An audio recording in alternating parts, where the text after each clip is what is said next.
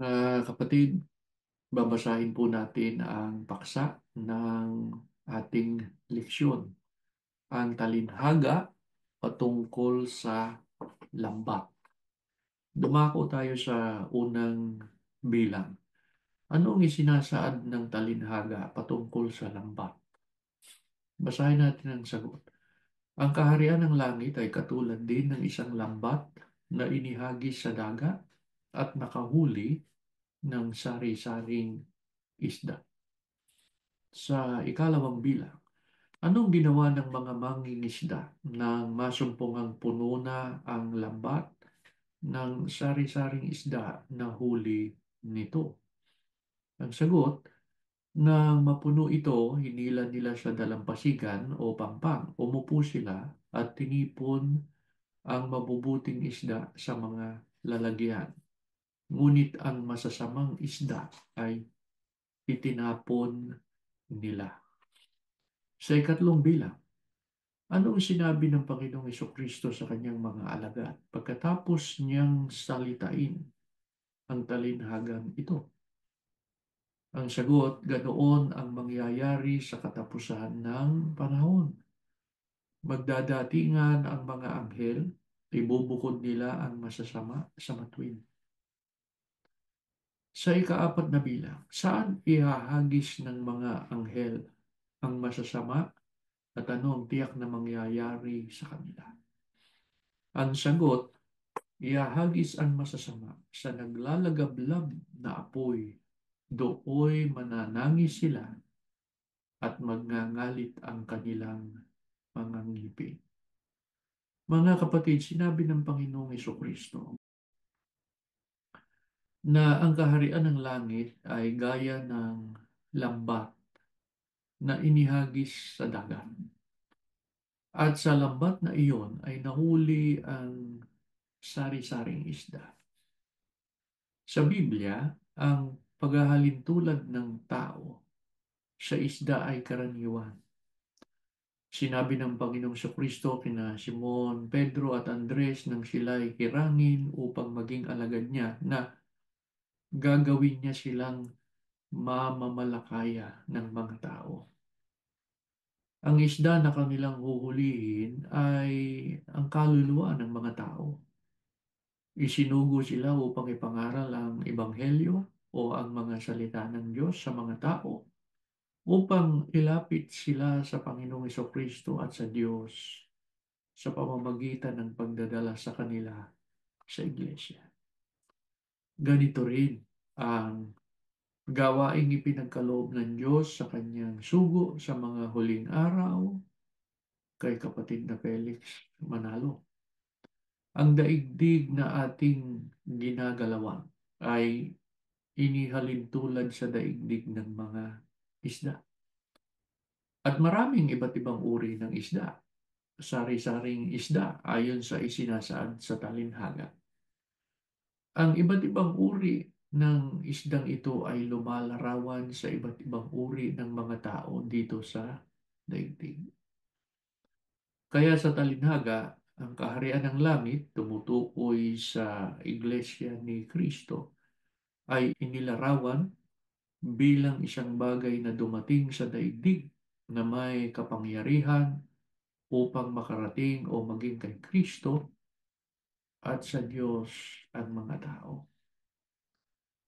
Sa gawaing ito ng sugo, kasama ang mga tapat na ministro sa Iglesia ni Kristo ay nakakatulad ng mga mangingisda na gumagamit ng kanilang lambat upang manghuli ng isda katumbas ng pagdadala ng mga tao sa Panginoong Kristo at sa Diyos sa pamamagitan ng pangangaral ng mga salita ng Diyos.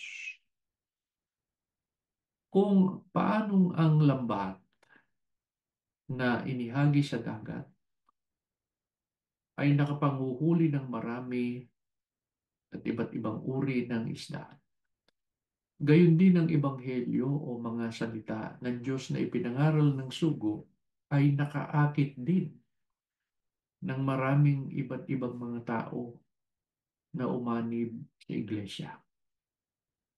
Katulad din ng isda na hindi mauuri hanggat hindi nahihila o nadadala ang lambat sa pangpang. Ang mga hindi tunay na sumasampalataya sa Ebanghelyo o sa mga salita ng Diyos ay hindi rin lubos na mapagkikilala hanggang hindi dumarating ang katapusan sa panahon o ng daigdig. Ang masamang isda o hindi tunay na sumasampalataya ay maitutulad sa mga binhi na nahulog sa daan, sa batuhan, sa dawagan. Tinanggap nila ang mga salita pero hindi sumampalataya o hindi tumubo o lumago. Ipinakikita rito na sa kaharian ng Diyos o sa Iglesia ni Kristo ay magkahalo o magkakasama ang mabuti at masama, ang matuwid at hindi matuwid. Subalit darating ang isang araw na yan ay sa katapusan ng mundo na ihihiwalay ng mga anghel ang mga masasama kaysa mabuti o matuwid. Ang mga matuwid ay maliligtas, subalit ang masama ay sa walang hanggang kaparusahan. Ang talinhagang ito ay babala sa lahat ng mga kaanib sa iglesia na ang paniniwala sila'y Kristiyano. Nag-aangking magtatamo sila ng kaligtasan, subalit pagdating ng araw ng paghukom ay hindi sila papapasukin sa kaharian. Sa halip ay itataboy at itatapon sa naglalagablab na apoy sa dagat-dagatang apoy.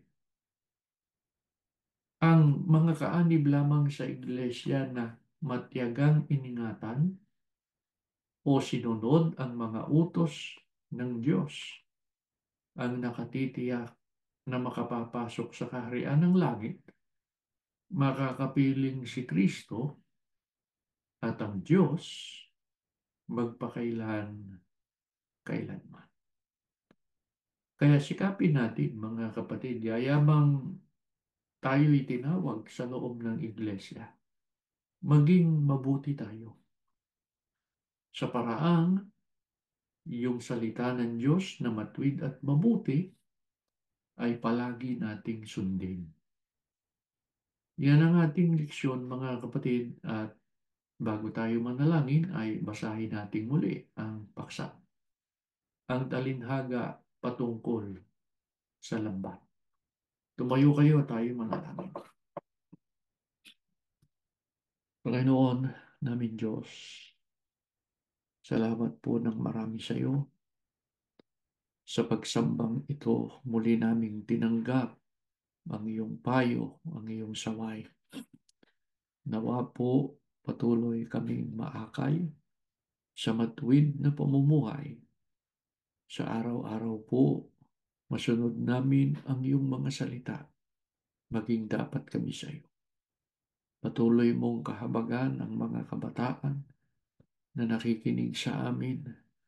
Huwag mo sana silang pababayaan, Ama.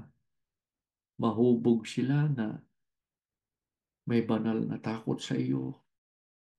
Saan man sila makarating, nawa po mamalaging tapat sa iyo at sa iyong mga salita upang lalo mo silang pagpalain, lalo mo silang basbasan, at higit sa lahat sa araw ng paghukom, maging mapalad sila. Ama, gawin mong mabuting kasangkapan ang kanilang mga magulang sa pag-akay at pagtuturo sa kanilang mga anak. Gawin mo silang matalino sa iyong mga kautusan at ito ang kanilang ipangasiwa sa kanilang sambahayan. Aman Diyos, salamat po ng marami sa iyo sa patuloy na pagtataguyod mo sa amin. Ibinabalik namin ang lahat ng kapurihan sa iyong banal na pangalan. Patawad po, Ama, sa aming mga kasalanan sa ngalan ni Jesus na aming tagapagligtas. Amen.